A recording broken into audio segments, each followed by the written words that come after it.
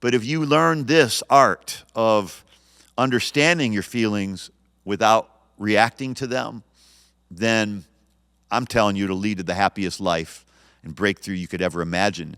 In Romans chapter 14, verse 22, the Bible says something very powerful.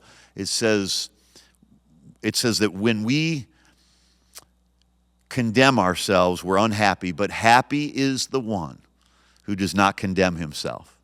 Happy, like he's saying, if you will recognize that you've got feelings and thoughts and even things that you've done that have a tendency to shame us and beat us up, but if you don't condemn yourself, instead explore where that's coming from, investigate where that's coming from, stop and pray about where that's coming from, and you'll get control of those feelings and thoughts. Happy is the one who does not condemn himself. And God has given us his gift of righteousness, his gift of grace, his gift of love, his gift of forgiveness, so that we don't have to condemn ourselves.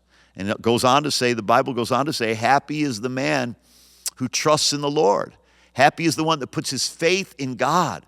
Happy is the one the Bible talks about where happiness comes from, gang. So we got to stop trying to get it from other people. Happiness was God's idea. Feelings and emotions are part of the DNA and design of God, what God made us. God made us to have emotions. God made us to feel good.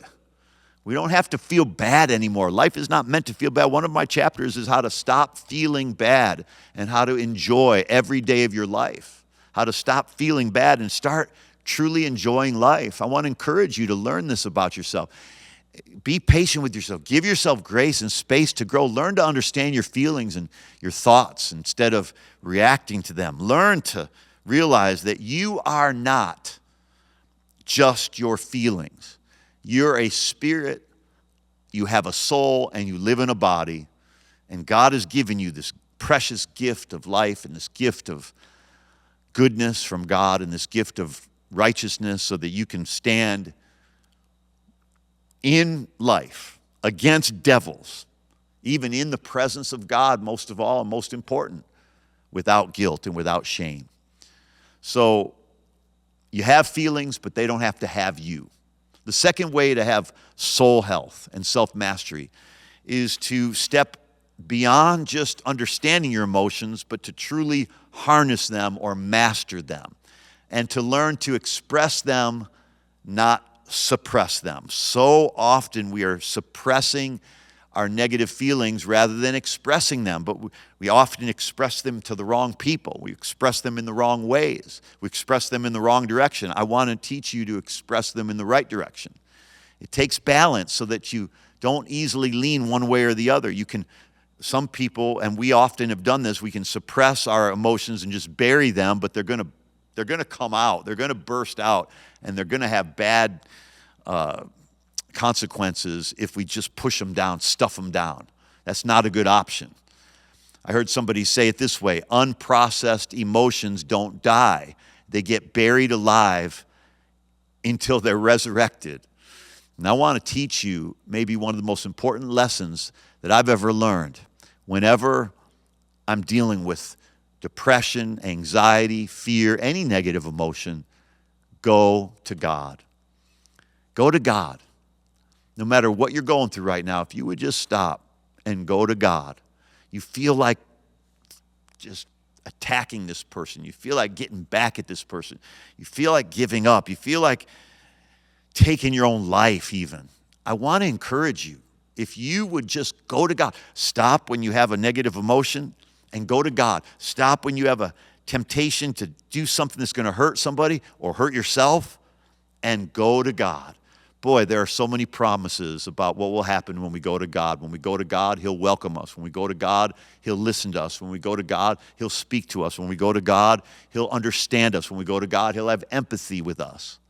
You know, if we look at David in the Bible and how he expressed himself, almost in every psalm he wrote, he expresses his emotions to God. But he takes his emotions up. As we express our emotions up, not out towards others, then we will truly be free. You remember early in the Bible, in Genesis, we have an example of when after Adam and Eve had sons, look at their first kids, Cain and Abel, in Genesis chapter 4, verse 6 and 7.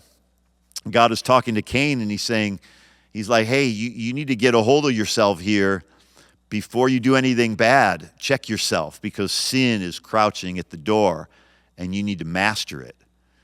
See, Cain was really angry at this moment in his life, and God said to him, because he thought God loved his brother more than him, and God said to Cain, why is your countenance fallen? Why are you sad? Why are you depressed? And why are you angry? So he's depressed and angry because God accepted Abel's offering but didn't accept his, which is a whole nother topic we can talk about later. But God says to Cain, why is your countenance fallen and why are you angry? Essentially, he's saying, because of your emotions, sin is crouching at the door, and you got to master it or it will master you.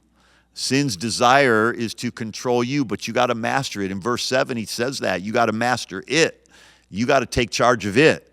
So right in the beginning of time, in Genesis, God's talking about self-mastery. We got to master our anger, master our emotions, or they will master us. They'll defeat us. And in fact, Cain didn't listen to what God said. Didn't listen to the point one that I just gave you, which is to understand your feelings and thoughts instead of reacting to them. He didn't try to figure out why he was angry. We got to get to the root when we feel negative things. Yet he didn't try to figure out why he was having this emotional reaction. He just reacted to it, and he ends up rising up against his brother and killing him. So notice that we got to remember that hate began as early as Genesis chapter 4 with the first family. Murder began in the first family. If we're going to really walk in the love of God and not let hate rule our lives, we can't let politics divide us, or our differences divide us, or other people's opinions divide us. We can't let them get an emotional stronghold in us. We have to understand why we feel the way we feel so we can master those emotions. I referred to this verse in Proverbs 16:33, and I want to say it to you again. Better is a man who rules himself than one who rules an entire city. So the idea of capturing a city, wow, that's a massive undertaking to capture a city, as he says in Proverbs 16 here.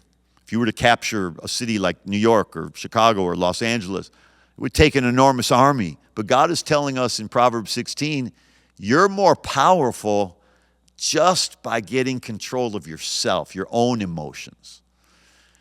He's saying you're more powerful than somebody who takes an entire city.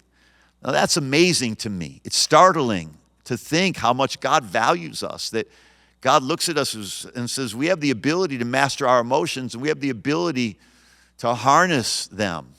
And we have the ability to control what's happening inside of us, or at least to stop it from controlling us.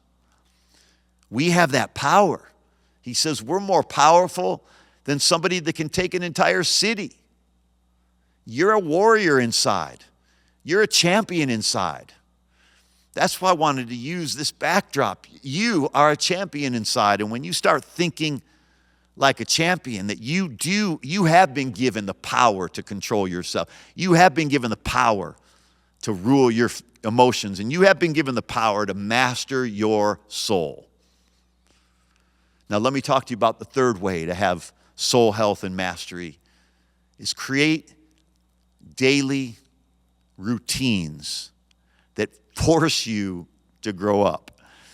You don't have to force growth if you just follow a few simple daily routines. The way you spend your time, what you feed yourself, what you think about. These are the things that produce growth. These are the little things you can do to become a better version of yourself daily.